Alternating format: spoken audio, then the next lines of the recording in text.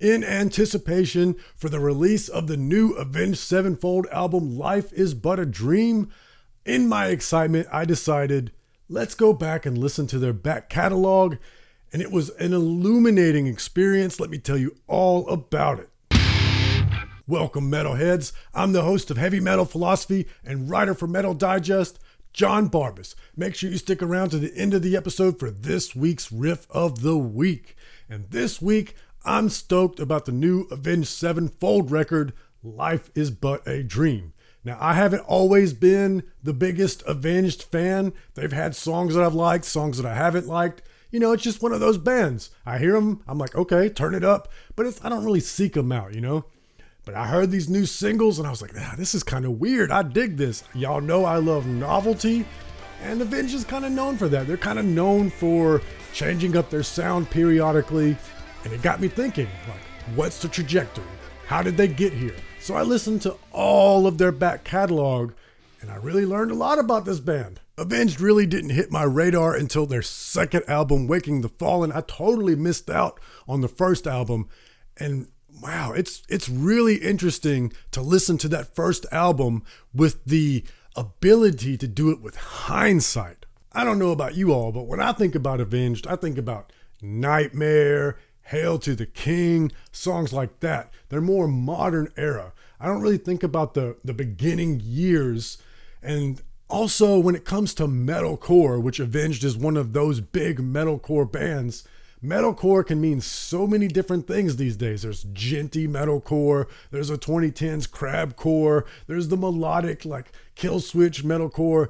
But the original metalcore was hardcore kids playing metal. That's where the label came from, was a bunch of punk rock kids, a bunch of skateboarders playing metal. And that first album, that's definitely that. That's definitely some punk rock dudes playing a lot of metal. It's like my skater friends, I know why they listen to them now. And speaking of my skater friends, that's when I found about them. The second album, Waking the Fallen, around 2003, Unholy Confessions. That was a song that I heard over and over and over hanging out with my skater friends. There's that one riff in particular, which is just, perfect for a 90s kid like me. I was like, who is this band? Y'all tell me about this band. They told me about Avenged. That was the new hotness back then. And I was like, oh man, this is cool. And so then the next album came out and I was like, maybe it wasn't what I thought it was. City of Evil came out and I was like, oh, I really dug that last album. Let's check this out. And it's good. It's really good as far as just like the technical terms, as far as a heavy metal record, but it just didn't do it for me. That Beast in the Harlot era, it's not for a person like me. And I was like, oh, okay. Well, okay. That's y'all's band. My skater friends, they love Avenged. I'm going to go back over here with the stuff that I like. Well, I shouldn't have written the band off because their next album, 2007's, I think, Avenged Sevenfold self-titled album, that one really blew me away. They had their radio hits like Almost Easy, and I was like, wow, this band's really blowing up. That's not really my favorite song, but A Little Piece of Heaven. Like I said at the beginning, I love novelty. And the whole horn section circusy bit that begins the song, I was like, what is this? It's like an evil circus. I just was blown away by that song. And then it goes into a whole other place by the end. It's epic. It's like something Queen would write, except for it's metalcore. And I just could not be more impressed. I was like, okay, I'm back on the Avenged Sevenfold train. So then 2010 rolls around and Nightmare comes out, and I think that was the first single. That's the first one that I heard anyway. And that riff, especially that lead line in Nightmare, I was like, God, this is cool. They're doing something different. But the song So Far Away, the radio beat that song to death. Now, don't get me wrong. That is an excellent song as far as songwriting is concerned. It is excellent. But I could never hear that song again. If you call a radio station now and request Avenged Sevenfold, you're likely to hear So Far Away. I just stop playing that song. And here's really where the band threw me their first big curveball that blew me away. The band is going in this direction. They went from hardcore kids that are playing metal, and they started experimenting, getting more progressive. They incorporated horns. And I was like, okay, this is the metalcore band that tries to get a little weird with it. I appreciate that. And then they drop Hail to the King. And it was like, no, we stopped being weird. We're just going to celebrate how much we love old school metal. And they put out a stripped down old school metal album, which was totally not what I was expecting, in the best possible way, because y'all know I love old school metal. And as much as I love it when a band gets weird, that was the biggest S-shaped curveball. There's no way I would have been able to swing at that pitch. Hail to the King's a little overplayed on the radio too, but like Shepherd of Fire, I could just hear all of their Metallica influences, all of their Megadeth influences, a little bit of Guns N' Roses, some Pantera in there. And I was just like, wow, these kids came from the same place that I did. Totally unexpected, a tribute to the thing that we all love, heavy metal. So then what do they do next? It's time to get weird again. They released the Stage, and it's like, yeah, we did that thing. It was satisfying. We got our metal cred. Now let's be progressive again. And another strange album.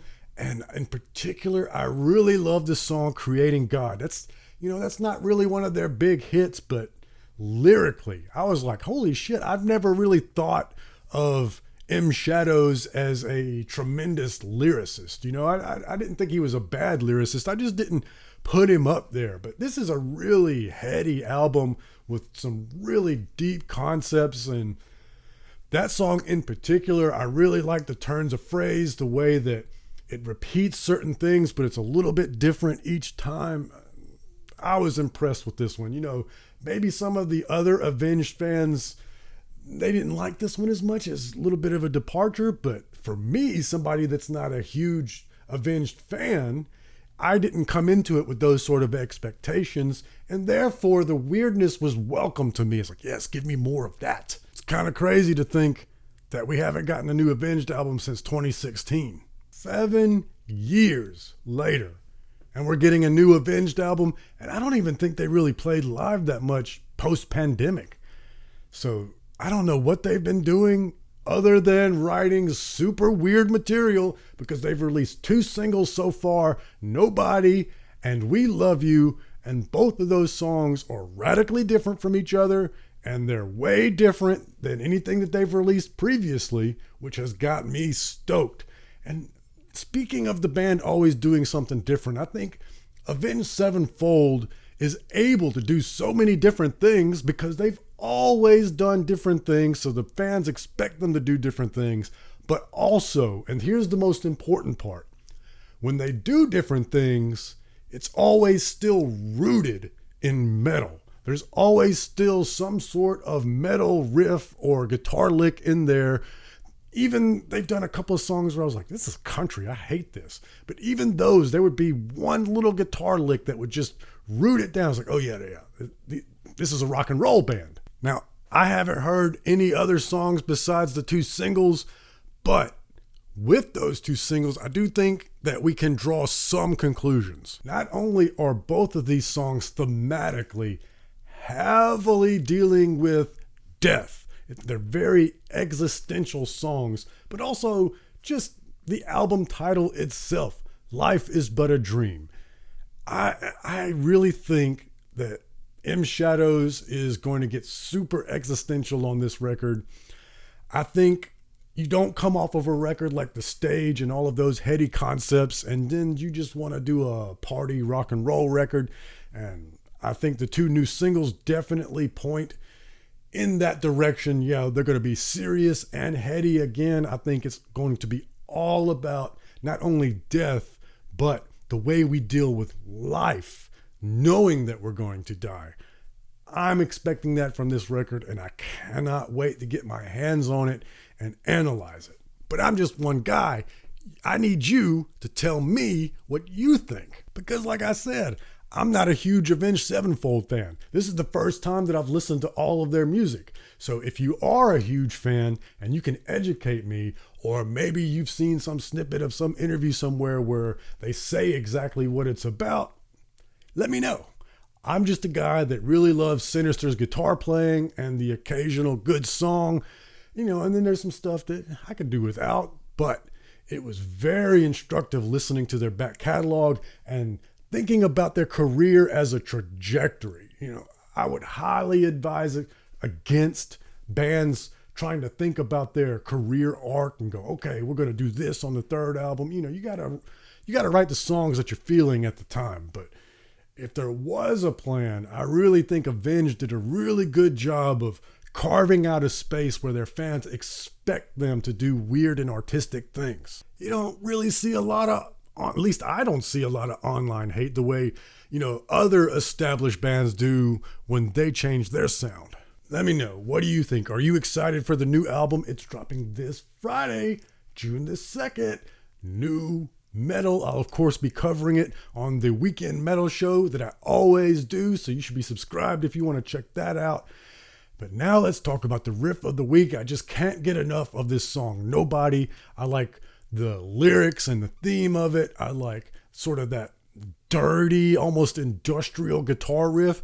But then it's got the trad metal arpeggios giving it melody throughout. Like I said, they root whatever they're experimenting with firmly in metal. So they're loyal to the cause, even when they're venturing out artistically.